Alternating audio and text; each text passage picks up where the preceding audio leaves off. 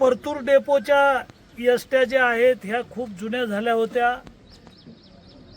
ह्या गाड्या वारंवार बिघडत होत्या.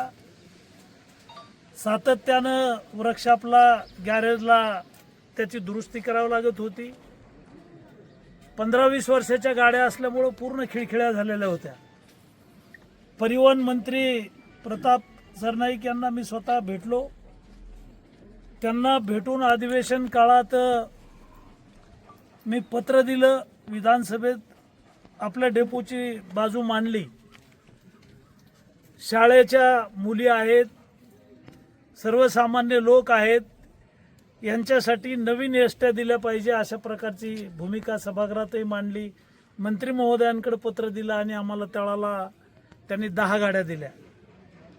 डेपो मॅनेजरनं अशाच प्रकारचा त्यावेळेला एक चांगला कार्यक्रम डेपोमध्ये घेतला. आताही नवीन 5 गाड्याच्या संदर्भात मुंबईच्या पहिल्या अधिवेशनापासून कालच्या अधिवेशनापर्यंत पाठपुरावा केला आणि आपल्याला पुन्हा 5 गाड्या मंत्री महोदयांनी दिलेल्या आहेत.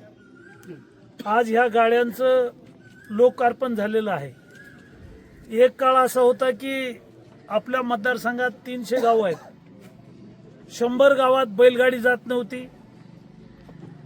100 गावातल्या लोकांनी एसटीचं तोंड पाहिलं नाही आणि एसटीनं गाडीचं तोंड पाहिलं नाही. म्हणजे गावातल्या लोकांनी गाडी पाहिली नाही आणि गाडीनं गाव पाहिलं नाही. असे 100 गावं होते की तिथं वाहन जात नव्हतं.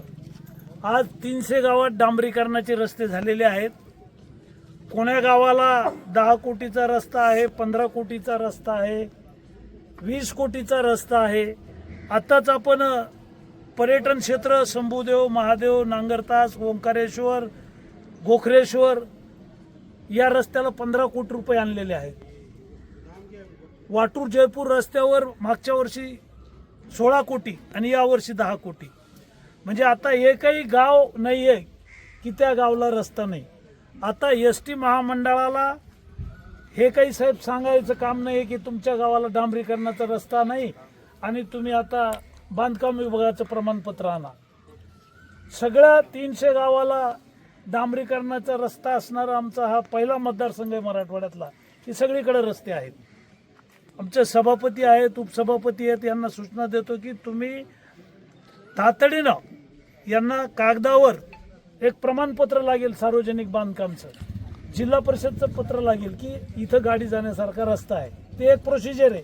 पण मी तुम्हाला खात्रीनं सांगतो की 300 गावात आता डांबरीकरणाचे रस्ते, काही गावात सिमेंट कॉन्क्रीटचे मोठे रोड गावाला जायला केलेले आहेत. त्याच्यामुळं अधिक गाड्या तुम्हाला तुमच्या कार्यक्षेत्रात सोडाव्या लागतील. कारण आता रस्ते टकाटक आहेत.